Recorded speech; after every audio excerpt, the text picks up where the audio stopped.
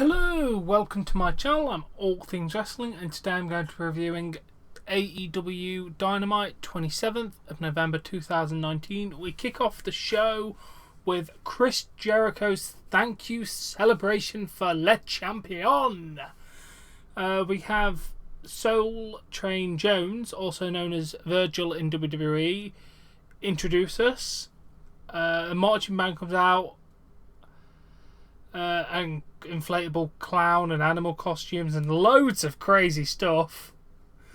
Jericho told everyone to sit down and shut up. We got a thank you chant.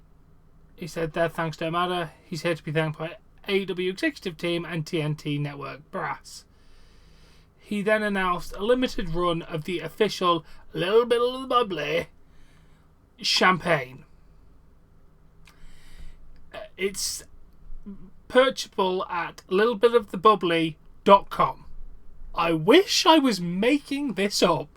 You can go and buy a Chris Jericho themed bottle of bubbly at that website. Unfortunately, I can't review it because they don't deliver to the UK. And unfortunately, I don't have a house in the US. So, sorry. It's I think $46 for 2 bottles, which I don't know how champagne goes over there, but that's like 35 quid, which isn't actually half bad price. He told everyone to look under their chairs because some of them had coupons worth 50 cents off a Le Champion t-shirt.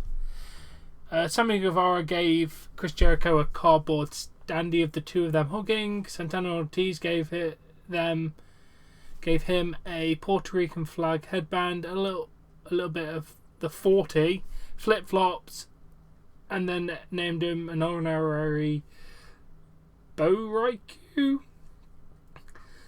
And then Jake Hager gave Jericho a goat named Chris Jerigoat.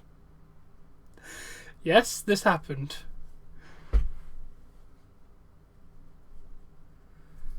And then there was a giant box in the ring as well, and then they revealed inside was Chris Jericho's dad. Yes, his dad. His dad, named Ted, insulted the Chicago hockey team, and then gave everyone custom made Rangers jerseys because he played for the NHL Ranger. Did I say Rangers.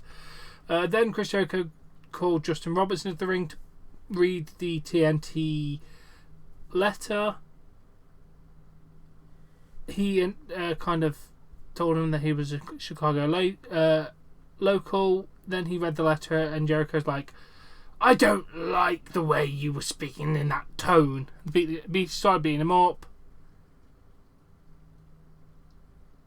SCU, dressed as members of the marching band, made the same for Roberts. And then Daniels put Virgil in the $1 Million Dream. Not gonna lie, this was brilliant.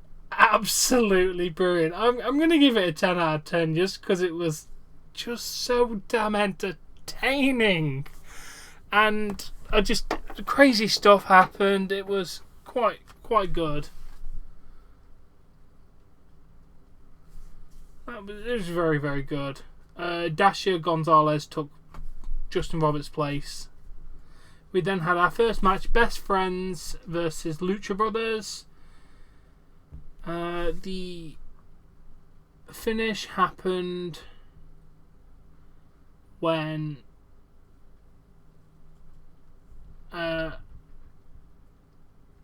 Trent hit a crunchy for the finish.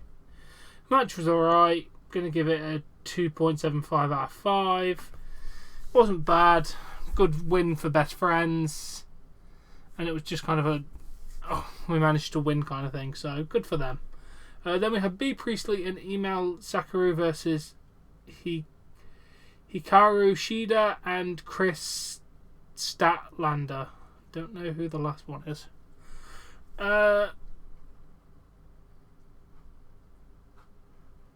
It wasn't a bad match. didn't have the feel of a match really. Just kind of didn't work properly together. It just didn't seem to work. B. Priestley distracted the referee. Sakura used a mic stand on Statlander and used a crucifix for the pin. Match was average at best. I'm going to give it a 2.5 out of 5. And then John Moxley got a promo saying he's Nepal Death and wonders if anyone has the balls to step up to him. 6.5 out of 10. We then go to Cody Rhodes making his in-ring return, going against a new person named Matt Nix. He used a figure of 4 leg lock to win very, very quickly. I'm not going to rate it because it was basically just a squash match, and I don't rate squash matches, but it was nice to see Cody back in the ring.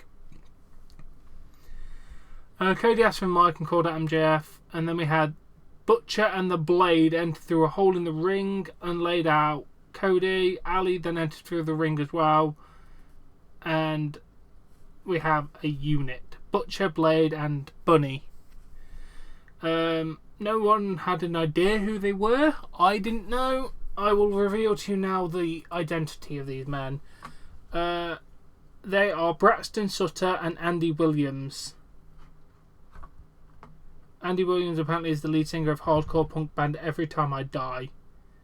They've been teaming up for some time on the independent scene since Sutter has left Impact. And if you didn't already know, Braxton Sutter is married to Ali. You lucky bastard. But overall, they had a good feel to them. I can't wait to see what they're going to do with them. We then had Kenny Omega versus Pac. Omega used a rolling crucifix for the pin. Very good TV match here. Definitely very good TV match. Not pay-per-view quality, but I'm not expecting that from a weekly show. Nice to see these two tangle again. I'm going to give it a 3 out of 5. It's also been announced that Trent. Oh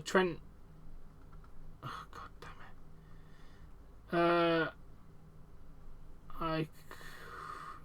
it. Trent Beretta, I think his name is going against Phoenix next week. Cool. We then had MJF versus Hangman Page. The winner gets the Dynamite Diamond Ring. Each got a promo before the match. They were kind of Page ignores a handshake, and which is surprising. At one point, MJF. Okay, phone stop. Was laid out after a buckshot. Lariat. Page covered. Warlord puts MJF's foot on the rope, establishing his foot's on the rope. MJF was being tended to by the ref. Warlord hit a right hand on Page, and then MJF hit the worst crossroads in the world for the pin. Even the announce team kind of picked up on the fact it was terribly executed, but it was kind of a shot at Cody, so okay. I'm going to give the match a 2.5 out of 5. The finish kind of the MJF messing up the crossroads kind of ruined the match for me a little bit. And then DDP appeared to present MJF with the ring. He said MJF's actions have disappointed him, but since he's the bigger man, he'll shake MJF's hand. Instead of accepting, MJF put his chewing gum in Page's hand. Page and MJF have a stare down. Warlord steps between them. DDP told him to step off because he looks real stupid having a 63-year-old man kick his ass all over Chicago. Security came down to break everything up. DDP got an exceptional reaction in this. I mean, he was bleeding after, so I hope you're okay, DDP. But overall, very, very effective segment. Made MJF and Warlord look pretty good. Warlord. Warlord. I want to sound better. But very, very good. I'm going to give the actual ending of that segment 8.5 out of 10. Then we have Dustin Rhodes in the ring. said that Jake Hager broke my arm, so he's out for Hager's blood. Guevara, Santana and Ortiz hit the ring. Young Bucks run down to make the save. Rhodes and the Bucks clear the ring. Okay, fair point. Setting up, which it was announced a little bit after, that the Young Bucks and Dustin Rhodes will take on Santana, Ortiz and Guevara next week for the main event match. So that was nice. Good setting up that. 7 out of 10. We then have a Dark Order hype video. Very, very nice. I like these Dark Order videos. They're very intriguing. I'm going to give it an 8.5 out of 10. We then had Chris Jericho facing Scorpio Sky for the AEW World Championship. At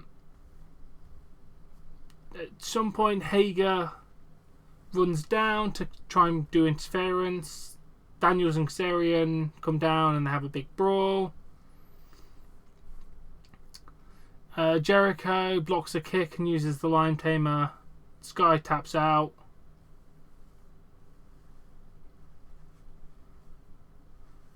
After the match, Jericho uses the Lion Tamer on him again. Moxley appears in the crowd. Jericho grabs the belts and the two have a long distance stare down to end the show.